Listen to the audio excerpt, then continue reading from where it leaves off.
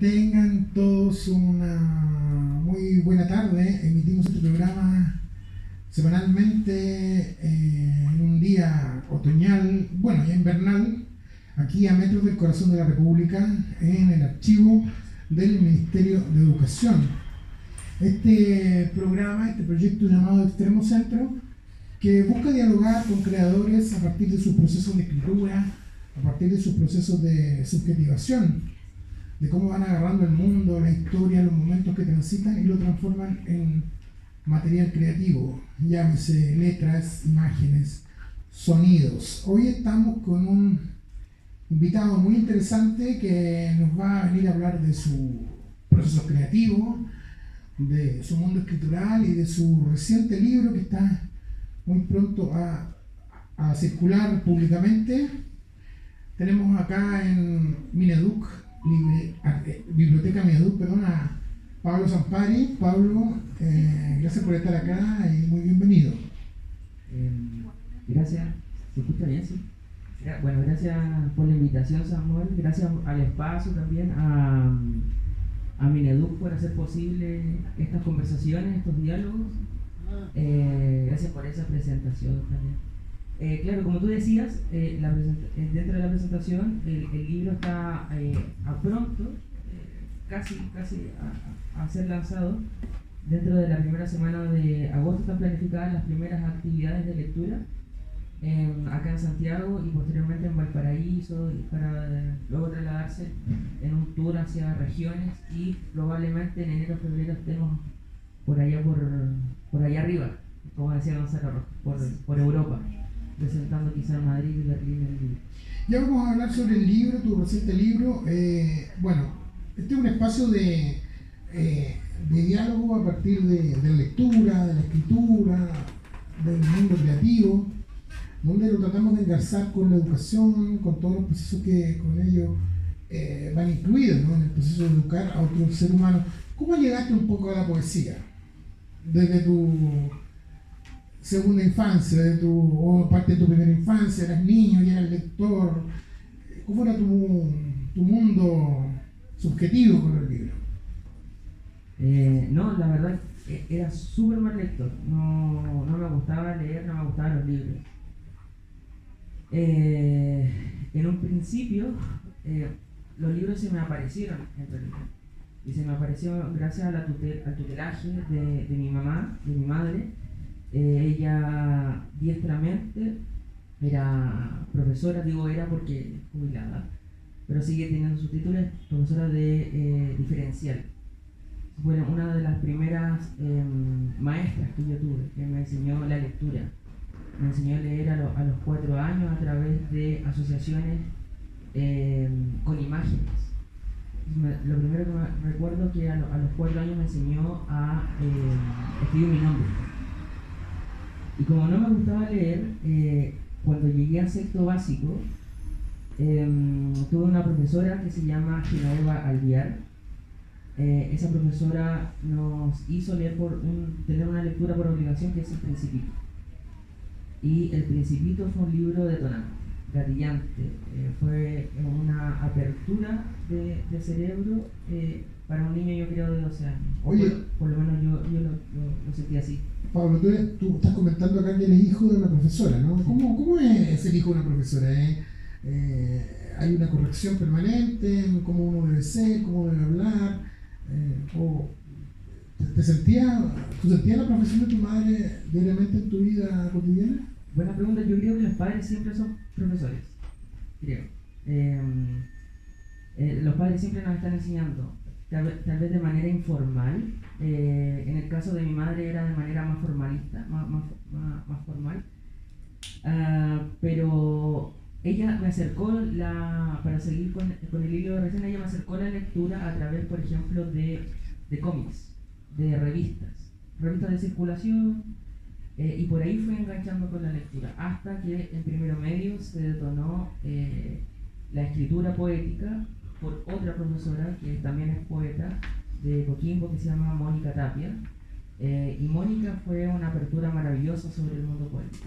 Ella me hizo conocer, por ejemplo, a los poetas franceses, a los poetas rusos, a Mallarmé, a Rimbaud, a Verlaine, toda esa gama de universo francés que me permitió, por ejemplo, a mí adentrarme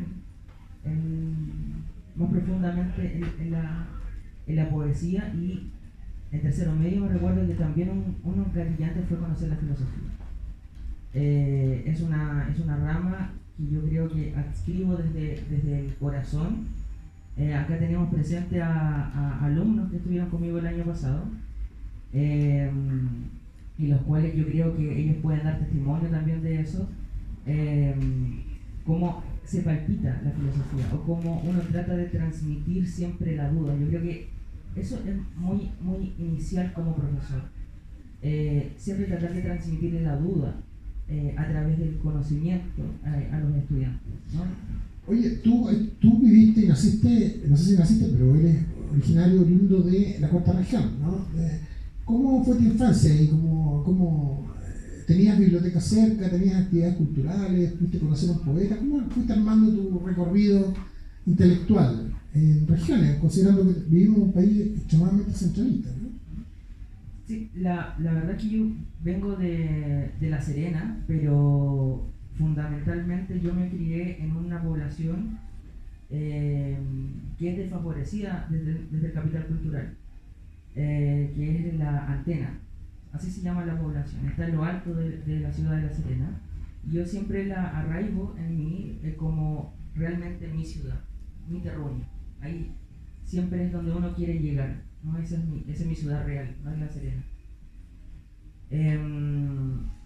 Cerca, la verdad es que como la infancia siempre fue un niño normal, fue jugar a la pelota con los compañeros de barrio, de la calle, no tenía mayores intereses por la literatura, no había bibliotecas cercas tampoco, salvo la de la escuela pública que estudié, el Colegio Pedro Aguirre Cerda, la E25. Pero también no había una gestión cultural, digamos, hasta que nació un diario sectorial de la población que se llamaba Antena Atenta. Yo tenía ahí, creo que 13, 14 años, como en octavo básico, y me atreví a publicar unos cuentos ahí. Y efectivamente me los publicaron. Yo publicaba en ese momento con un seudónimo Vicente Morcat por Vicente Huidobro. Y me publicaron esos textos y me parece que ahí enganché y fue el propulsor, el catalizador que necesitaba. Pero esa fue mayoritariamente la infancia en la Antena, en la ciudad de la Antena. ¿Recuerdas una infancia feliz, llena de estímulos, o tal vez a veces con deseos de estar en otro lugar, de estar en contacto con otras cosas? ¿Cómo fue ese proceso de armar una fuerza propia para encarar un camino hacia la creación? Yo creo que todos los libros que hasta ahora he publicado tratan de versar sobre eso, ¿no? Sobre la infancia perdida, sobre la incógnita de la identidad también, sobre el complejo de la identidad y cómo uno se va construyendo o reconstruyendo medialmente a través de los textos o del poema mismo. Le recuerdo como una infancia normal, no hay transgresiones de ningún tipo, no hay particularizaciones, tampoco. Tengo el recuerdo de mi abuela constante, en un sentido de protección. Yo soy hijo único, entonces desde ese punto de vista siempre fue favorecido. Tuve esos privilegios que quizá otros niños no tuvieron porque tenían más hermanos. Y recuerdo a mi abuela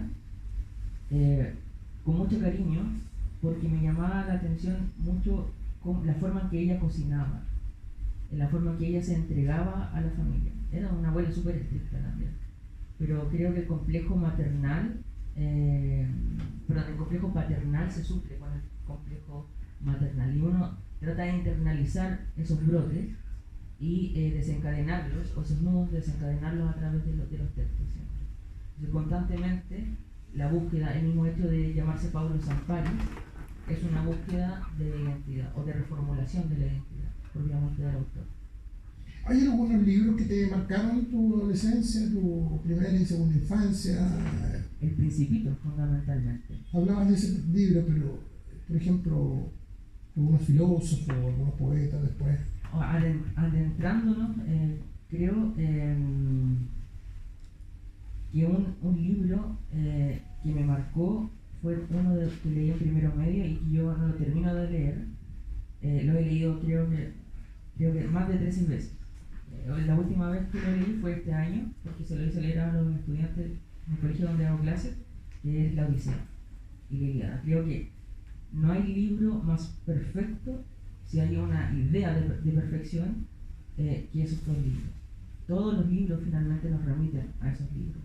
¿Verdad? En el sentido de que nosotros siempre estamos de alguna forma reformulando, reescribiendo, reestructurando los libros. O el libro, en cierto sentido, es una forma de escritura. Hay un libro único y yo creo que ese libro es la Odisea y la Ilíada. Entonces, ese libro es uno de los libros precisamente que yo creo que no solamente a mí, sino que a la mayoría de los poetas, de los escritores, de los narradores nos ha golpeado, nos ha mordido. Son libros que están en el currículum básico y clásico de toda formación estudiantil. ¿Por qué crees que siguen teniendo tanta potencia escrituras como esa? Porque yo creo que estamos ahí. Toda nuestra sociedad occidental está contenida ahí. Hay temas del deseo, el amor, el abandono del hijo, el sacrificio del padre, la guerra, el engaño. Todo está metido en la Odisea y todo está ligado. Son temas grandes, temas o temáticas que siguen perpetuándose, o se han perpetuado a lo largo de la historia, ¿no? Sonia Montesinos lo dice muy bien en Madres y Guachos, como este mito del niño abandonado. Bueno, está también, ¿no? Telémaco es el niño abandonado en la Odisea. Entonces la perpetuación de las imágenes, la perpetuación del sentido poético que tiene ese poema épico es una repitencia, ¿no? Es como si fuese una lucecita como titilante siempre en la historia de la humanidad. Y yo creo que nos vamos a morir nosotros, se van a morir todos los que estamos acá presentes y esos libros van a seguir titilándonos. Tú haces hartos diálogos con los clásicos, ¿no? Te interesa mucho ese espacio referencial. ¿Qué te sigue estimulando a dialogar con las escrituras de, no sé, 500 años, muchísimo tiempo hacia atrás? Qué buena pregunta. Yo creo que hay dos espacios. Un espacio que es conmemorativo, es un espacio de visitar o de renombrar la memoria, de que no se nos olvide que estén presentes esos libros. Este libro mismo también tiene en cuenta la tradición, o gran parte de la tradición poética chilena, que de algún modo yo siento que no se perpetúa, sino que se olvida, ¿no? Está Julián Valle, por ejemplo, está el Barquero, que son para textos iniciales de los capítulos. También hay un espacio y una dimensión, creo yo, de conocimiento, de ser de conocimiento, de dar fe o dar cuenta que hay lecturas y que esas lecturas son proyectivas y reinterpretables en los mismos textos, en lo que uno propone como visión estética. Eso sigue siendo un elemento motor a la hora de escribir y de armar un proceso de escritura, ¿no? Claro, yo lo tomaría como un elemento estético incluso. Más allá de es un tema motor, es un tema que danza de alguna forma con la estética, o colinda más bien. No son espacios, ¿cómo le decía? No me acuerdo, disculpa, se me olvidan algunos referentes. Espacios luminares puede ser, ¿sí?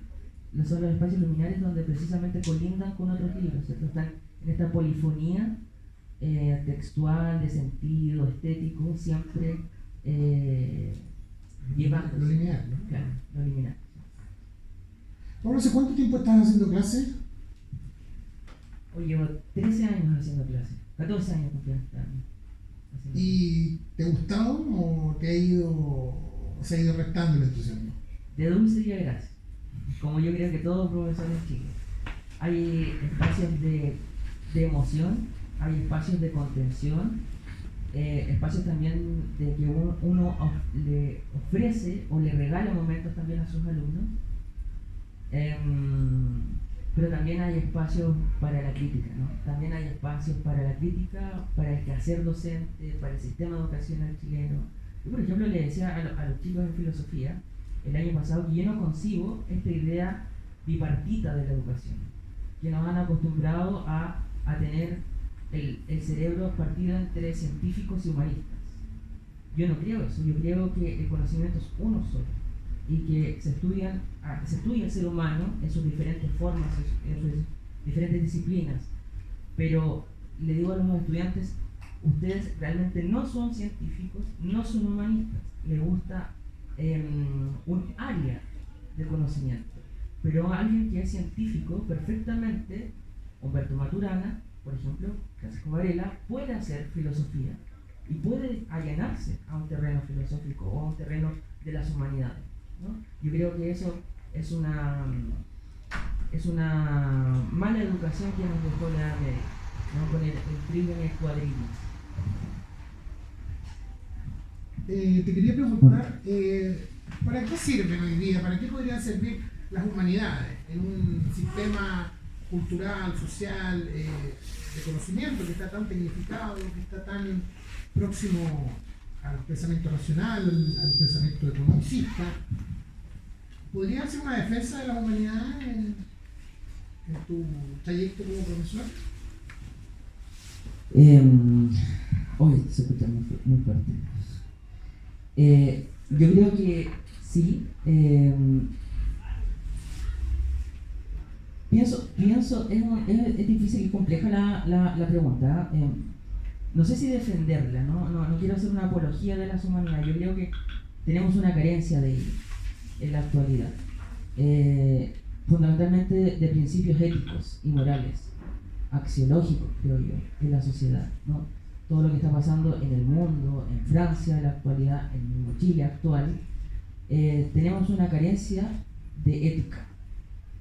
Y ahí es donde debe actuar o debe entrar el área humanista. ¿Qué significa tener una carencia ética? Finalmente yo creo que tener una carencia ética es no actuar de acuerdo a lo esperado, a lo que uno se compromete. Si yo, por ejemplo, yo creo fehacientemente en que la esencia de la poesía es el compromiso. La esencia de la política es el compromiso. Si uno no se compromete y realiza acciones que están en detrimento de esa acción misma, a lo que uno se va a comprometer o se está comprometiendo, hay una carencia ética. Y esto no se trata de promesas, sino de compromiso, que es diferente. O sea, bueno, algunos años atrás, prontos años atrás, hubo una polémica respecto a sacar algunos ramos, algunas disciplinas del currículum formativo de los estudiantes. Recuerdo que estaba historia, filosofía. ¿Cómo viviste eso? ¿Qué te pareció esa situación? Bueno, claro, lógicamente no estaba de acuerdo. No me parecía que sacaran a la filosofía del currículum. Yo creo que, al contrario, debería expandirse la filosofía desde primero medio, incluso por ahí hasta desde séptimo básico, hasta cuarto medio. No podrían darse principios básicos como de pensamiento crítico. En cuanto a la historia, la política hace gestos y nos indica coordenadas, ¿no? Eso no hay que perderse, hay que estar siempre alerta y atento. El gesto de sacar historia del currículum de tercer y cuarto medio es un gesto, pues lo sigue siendo, es un gesto importante, relevante. La educación ciudadana, que por el ramo que se cambió historia, es un ramo que va a la formación ciudadana, política, de un ciudadano que pretende ser espejo de la realidad. Y ahí hay una crítica tremenda también a la sociedad que estamos viviendo como neoliberal, como la sociedad capitalista. ¿Qué ciudadanos pretendemos formar? ¿Ciudadanos de comercio? ¿Ciudadanos comerciantes? ¿Agenciamientos culturales a través de la educación? Entonces, yo creo que el mecanismo de la educación, creo en la educación del oprimido, en la educación de Paulo Freire, ¿no? La relevancia de la conceptualización dentro del proceso educativo y cómo eso también es un proceso emancipatorio para el ser humano. Tengo esta pregunta porque estamos en un espacio que es parte del Ministerio de Educación y nuestro público es que te vincula al proceso mismo de la educación, profesores, sostenedores, directores, estudiantes. Entonces era necesario tener esa reflexión sobre ese tema. Tú como poeta, ¿qué herramientas te entrega la poesía para el proceso creativo, para tu proceso de enseñanza? ¿Es una aliada o...? Yo creo que la subversión.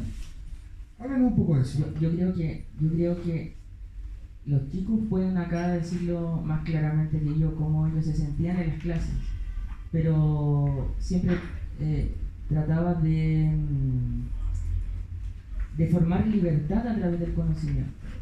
Y eso es un arma, es peligrosa, sobre todo para el mismo sistema educativo, ¿no? Y yo entraba en la sala de clase, me acuerdo que una de las primeras clases que le dije a los estudiantes, como profesor de filosofía, profesor de lenguaje y filosofía, le decía, el primero que tienen que poner en duda es a su profesor de filosofía.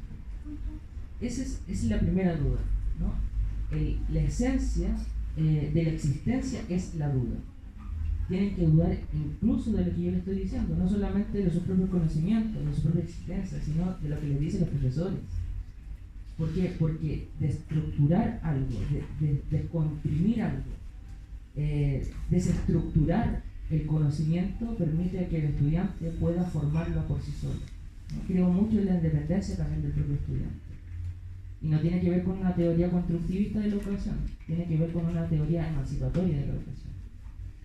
¿Y emanciparnos de qué? ¿Emancipar qué? Buena pregunta. ¿Emanciparnos de qué?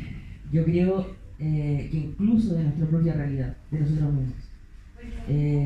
La crítica o el pensamiento crítico tiene que ver con estar alerta, o siempre en estado de alerta frente a la realidad. Y eso, cuando uno está en estado de alerta, ver el panorama completo como una especie de panóptico, como decía Foucault. Cuando estamos ante una especie de panóptico, yo creo que estamos siendo promotores de la educación. También soy crítico que a nosotros, por ejemplo, a los educadores nos han llamado profesionales de la educación. No creo en ese concepto, la verdad. Algunos también llaman agenciadores de la educación, ¿no? Que es una mirada mucho más capitalista también. Algunos también dicen promotores, ¿no?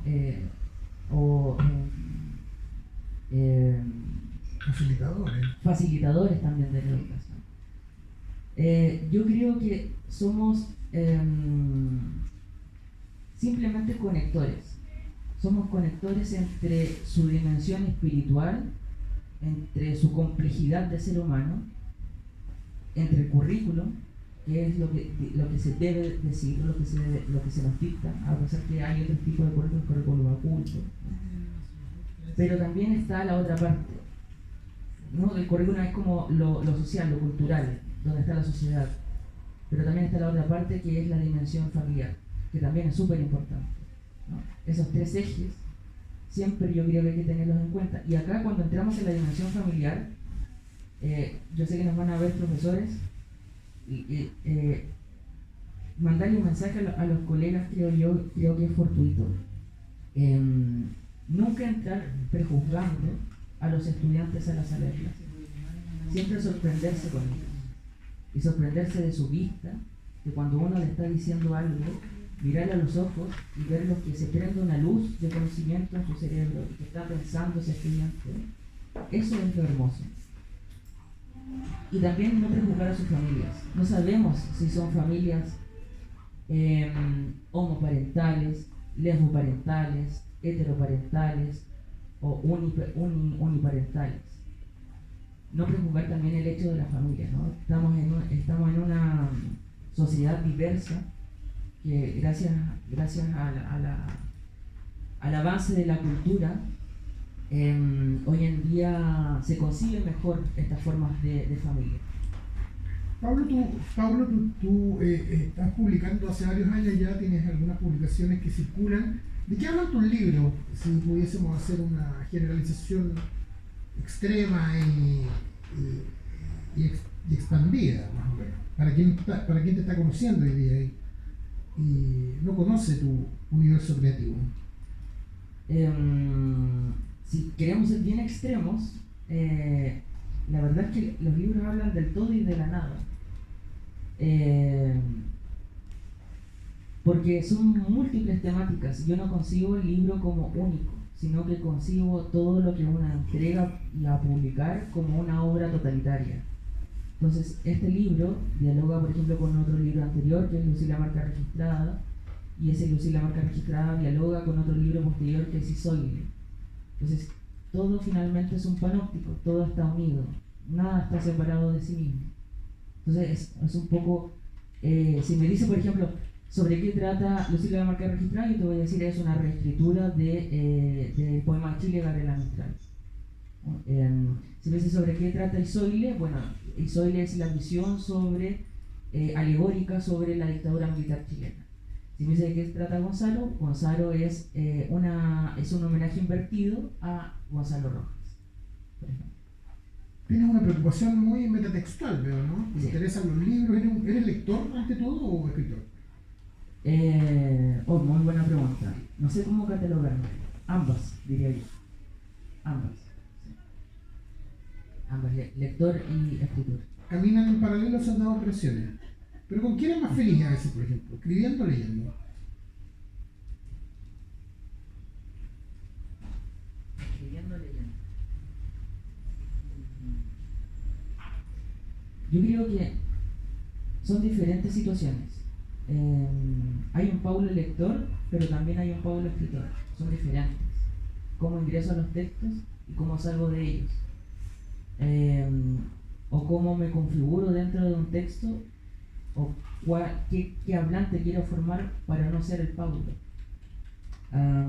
O también reinventar a ese Paulo. O reinventar a Hugo también, que es mi nombre de pila, mi nombre que me dieron mis padres. También reinventar a ese Hugo. Yo creo que me quedo con el... No voy a elegir. Yo creo que pueden cohabitar los dos en mí. Sí, me siento feliz con ambos. Dinos algunas cosas que hay en tu biblioteca, que es importante que te han formado, que están ahí referencialmente ubicadas. Hoy hay tantos libros. Literatura chilena, por ejemplo, universal. Es difícil acotarlo, difícil porque podríamos estar perfectamente una hora más hablando sobre los libros que me gustan o los que no me gustan. Pero si tuviese que elegir a uno, bueno, ya nombré a Homero, pero si tuviese que elegir a uno o unos cuantos, en realidad, hay tanta poesía chilena, es una poesía flechada, digo yo. Es una poesía que tiene la flecha en su corazón, así como San Sebastián. O El Rayo, de Gonzalo Rojas, que te gusta mucho. O El Rayo que no cesa, por ejemplo, de Miguel Hernández. Estela Díaz también veo que te gusta mucho. Estela Díaz Marín, sí. Yo creo que me gustan los dones previsibles de la Estela. Vamos por parte, perdona. ¿Qué hay en Estela Díaz Marín que te parece importante relevar, trabajar, abordar? La transgresión del lenguaje. Me gusta, me fijo mucho en los paralelismos que desarrolla en sus textos. Por ejemplo, mira mi casa, como está mi casa, deshabitada hasta el deshilache, me parece maravilloso. Me parece el albedrío que también está contenido en ese texto del albedrío de Estela es también buenísimo ese texto. Yo creo que alcanzan cumbres, o hay poetas cumbres, como Estela Díaz Marín, como Vicente Huidobro. Que trabajó también en tu ciudad, ¿no? Claro. En su juventud fue reportera. ¿Estela? No le quería mucho en Serena, la verdad, a Estela. Por eso se vino a Santiago a estudiar medicina. Pero creo que sí, desarrolló alguna actividad referente al periodismo. Estas son preguntas bien saltadas, pero construimos un meandro así medio extraño Arboliforme. de escritura, como claro, las clases. y de conversaciones. ¿Cuál es tu relación con la escritura y con la literatura de tu región? ¿Dialogas con los viejos escritores, con las viejas poetas? ¿Te sientes conectado con algunos libros escritos allá? ¿Cómo es ese vínculo? Lo que yo he intentado, o mi diálogo, lo que he intentado hacer y formar con mis compañeros de la cuarta región es transfigurarlos, es llevar a un inicio, pero también a un término. Por ejemplo, en el Lucila Marca Registrada, por eso se llama así, Lucila Marca Registrada. Bueno, es un abuso de la figura de Gabriela Mistral, publicitario, de marketing, que se ha llevado a cabo desde la política y también desde las casas editoriales. Entonces, finalmente es una crítica a eso. Como tener en cuenta a Gabriela Mistral como principal puntapié o una figura iniciática dentro de las letras regionales. Pero también está antes que ella María Isabel Peralta, por ejemplo. Es una poeta del Valle de Elqui de Vicuña, súper poco conocida. Pues me interesa de sobremanera. También hay un poeta en Vicuña que se llama Julio Miralles, también súper poco conocido, que tiene una poesía maravillosa. Con mis contemporáneos, por ejemplo, que pertenecen a otras generaciones diferentes a mí, yo los veo o los observo con ojos desgarrados, lo voy a decir así, con ojos desgarrados de entusiasmo. Creo que la poesía de la cuarta región es una poesía tremendamente poco valorada dentro de las letras nacionales. ¿Por qué? Por canon, por poder, porque no se sabe mucho de los poetas del norte. Yo tengo una teoría, yo creo que los poetas del norte, o el norte más bien, los dos nortes, son inventos de Chile. Inventamos los nortes a través de una guerra. Por eso es que quizás no le ponemos tanta atención.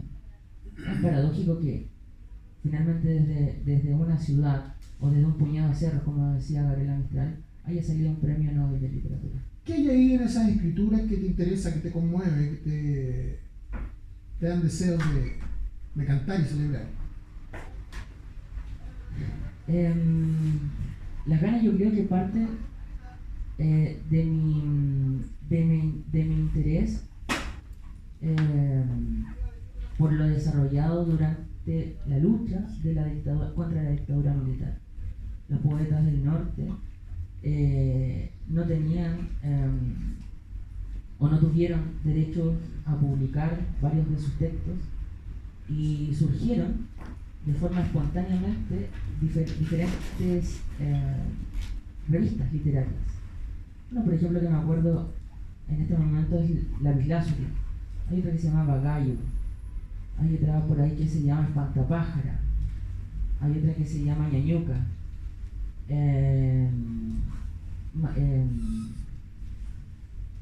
Y hay tantas revistas, la verdad, que los poetas se han dado a conocer a través de esa línea. Y yo creo que pongo el foco sobre ellos porque la pasaron mal en el dictadura, la pasaron muy mal.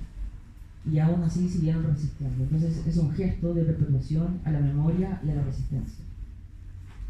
Vamos a este libro que hoy día vamos a comentar y invitar a nuestros lectores y gente que nos sigue a conocerlo. Bueno, lo más probable es que estará en alguna librería y por supuesto va a quedar un ejemplar acá para que si a alguien le interesa lo pueda conocer en vivo, tocarlo, leerlo. Entremos por la portada. ¿Qué significa el nombre que tú propones como primer ingreso a este universo? El nombre es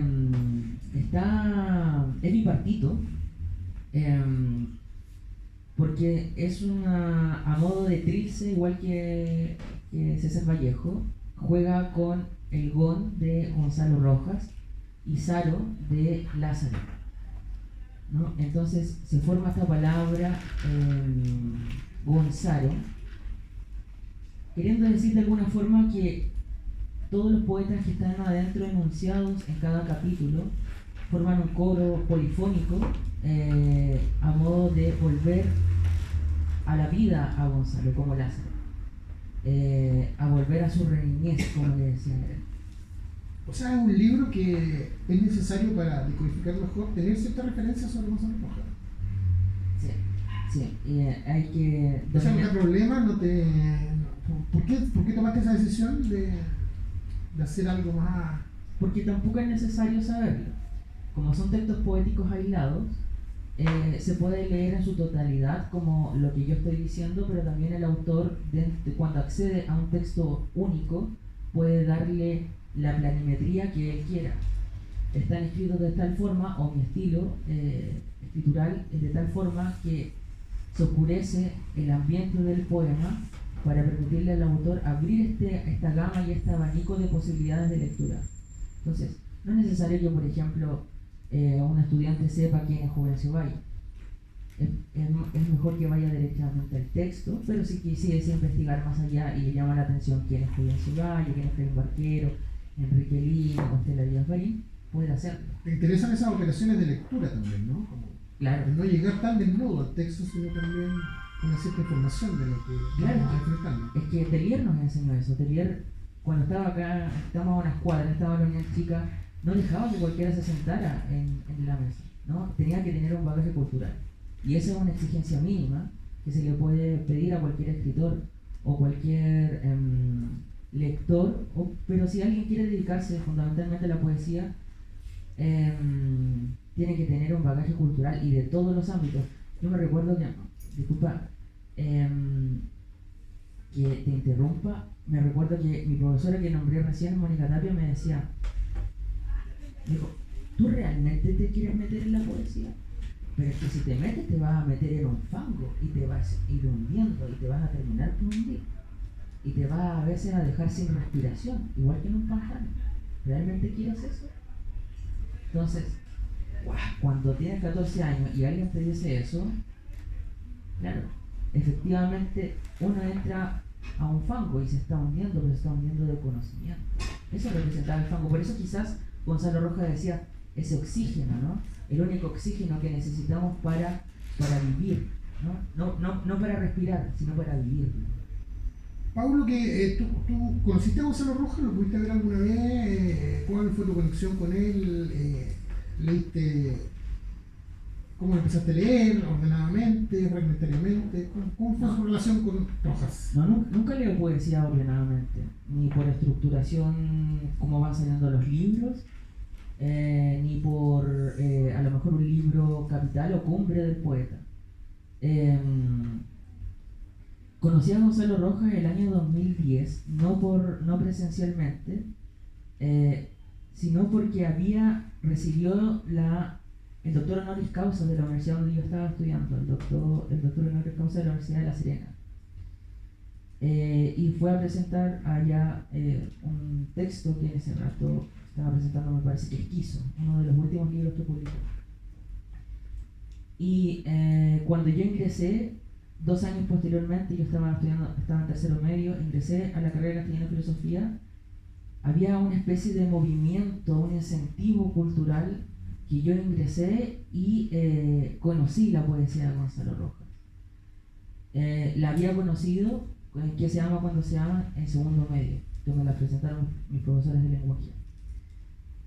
Pero lo presenta como lo presenta la mayoría de los profesores, ¿no? Como una lectura simple, plana, ¿no? Adentrándose en las significaciones, en los referentes, en las particularidades que tiene ese texto.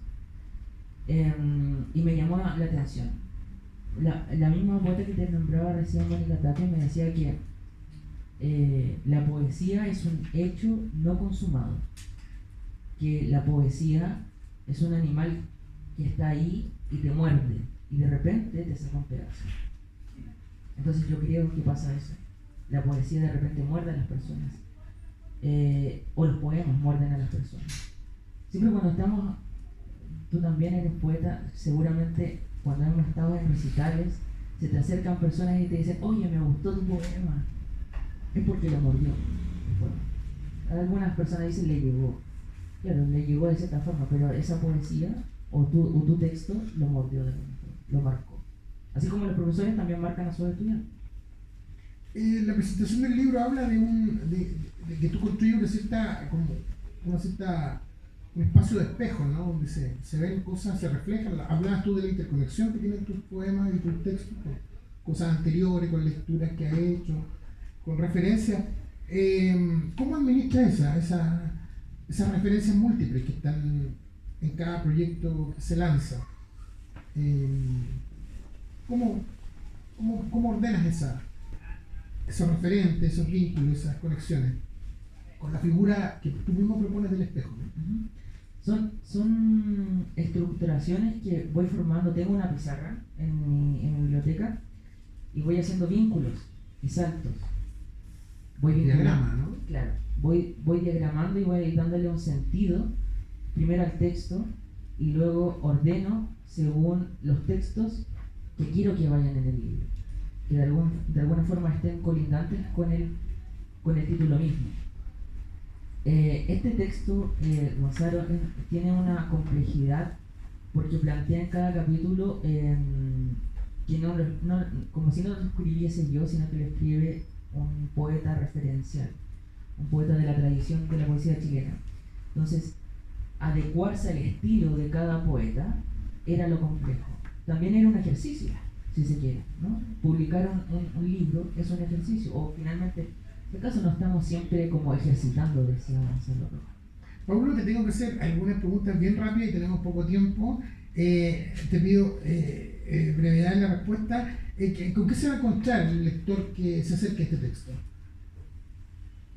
Bueno, se va a encontrar primero con un universo de poetas, firmantes. Se va a encontrar con una complejidad hermosa, con una oscuridad hermosa, como decía Gonzalo Rojas. Esa oscuridad hermosa donde precisamente se habla de diversos planos de la existencia, el deseo, el amor, la muerte, lo político, lo lésbico, lo referencial en cuanto a lo territorial. Todos esos planos son posibles en la lectura del libro. ¿Cuál es nuestra relación que tenemos los lectores que te toca conocer, tus alumnos, por ejemplo, como Gonzalo Rojas? ¿Se conoce bien su obra? ¿Está pendiente todavía? ¿Murió hace pocos años relativamente? O sea, tan pendiente, yo creo que todos los poetas siempre están pendientes por enseñarse. Enseñamos tan poco de poesía en la enseñanza media. El Fondo de Cultura ha publicado también su biografía, está el trabajo que hizo con sus talleres literarios de Concepción. No estamos en una época dorada, creo yo, en Chile, de la poesía desde el punto de vista de la enseñanza. Estamos al debe, y siempre vamos a estar al debe porque también son tantos y tantas los poetas. La portada, Pablo, ¿de qué nos habla? ¿Qué información trae? ¿Qué códigos así porta? Bueno, la portada es de Daniel Vizcarra, un pintor de Talagante, maravilloso. Sus lineamientos cromáticos y sus trazos son... yo cuando vi sus trabajos quedé deslumbrado. Creo que ahora está montando en el MAC una parte de su pintura.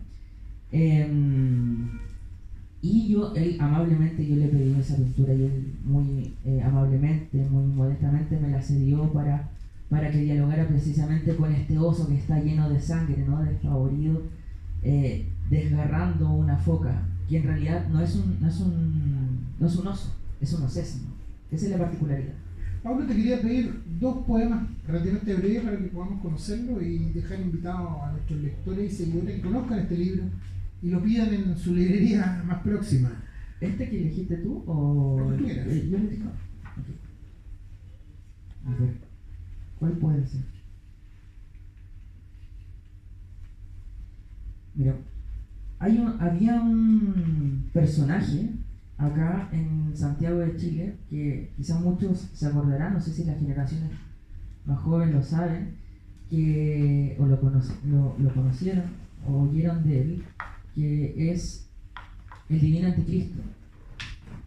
El Divino Anticristo era una persona que padecía una esquizofrenia, que estaba siempre transitando en estas calles de San Antonio, huérfano, ¿no? Se paseaba con un carro y una falda. Y yo tomo la imagen del loco, nuevamente como en la tradición literaria, porque el loco permite hablar cosas que a los cuerdos no se les permite.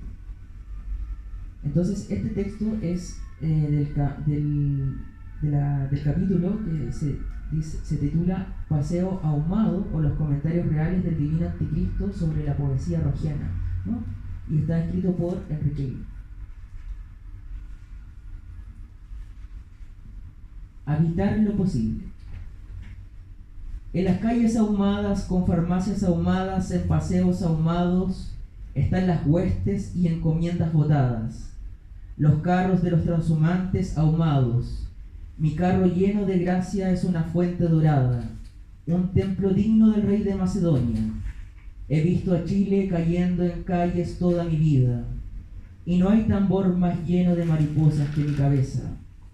No me siguen las moscas ni los ascensores del poder, sino mi nombre real escrito en los huesos quebrados de una voz.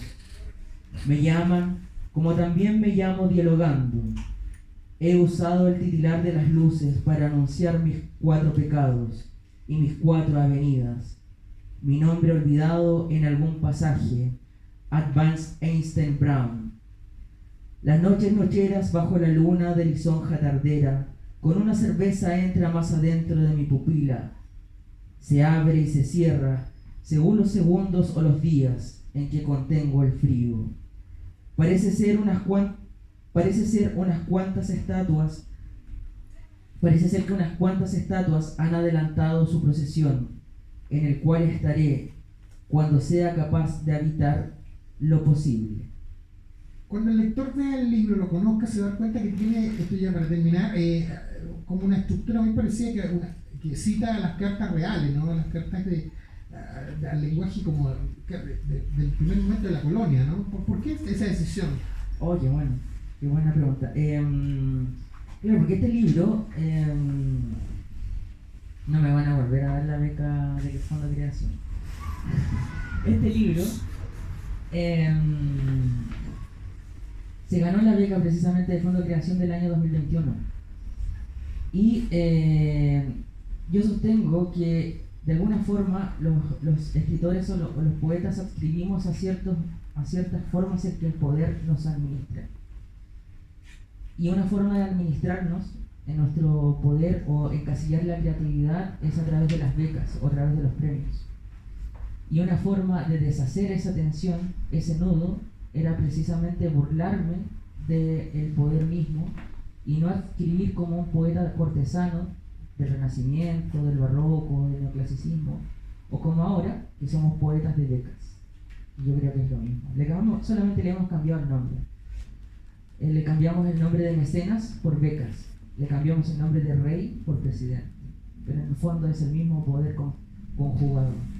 Bueno, sin duda tenemos entonces un libro desafiante que prontamente va a ser lanzado para que el lector lo conozca, el hipócrita lector lo conozca, y se encuentre con esta escritura de un profesor, de un filósofo que viene de La Serena, que viene de la cuarta región, que está lleno de lectura, que está en la tarea educativa. Y bueno, te quería agradecer. ¿Me dejas leer ese texto antes de terminar? Para no irme con la pesadumbre de no haberlo leído, ya que están los alumnos acá presentes. Esto es un texto que habla acerca de la iniciación, de cómo uno parte escribiendo y de que uno configura como deseo de escritura. Creyendo que el poema debía ser amado. Creyendo que el poema debía ser amado, confundí unas cuantas noches de pergaminos sitiados con mi cuerpo. Quise caminar su volumen y hacer nuevas las palabras. Dormir menos tiempos y despertar más vidas. Acuartelar al opresor y esperanzar al oprimido. Llevar unas cuantas mangas mostrando creaciones de universo y alterar la realidad con viajes esporádicos a cualquier tumba de poeta. Creyendo que el poema debía ser amado, formé batallones y les armé medallones de greda para imaginar el espíritu y la soberanía que ha de ser del pueblo. Convencí a mi madre y a mi padre de matarse como Romeo y Julieta y quise nacer en un lugar llamado Antena. Los ancianos de la tribu decían: al poema le falta esto, la poesía es aquello. Creyendo que el poema debía ser amado y hermoso, desgasté unas cuantas palabras en vértebras nuevas para poder sostenerme. Financié una empresa de vulgar apariencia y me desvelé muchas noches para trazar campos, limé estrategias y pensé en omegas y alfas para conseguir el poema perfecto. Cuando di por perdida la pérdida del poema, comencé a leer que mi cuerpo se sostenía así solo, que las palabras formaban nuevas palabras desde sí solas, que las empresas seguían financiando apariencias, que mis padres no debían morir, que los viejos de la tribu no vivían, sino que mentían sobre el origen de todo, que no debían hacer en la antena, estaba desde antes aquí, que no debí desvelarme por cualquier poema, el poema siempre es una posibilidad necesaria que será. Creyendo que el poema debía ser amado, entendí el organismo de las falsedades y la necesidad de terminar cortándome las manos lo más pronto posible.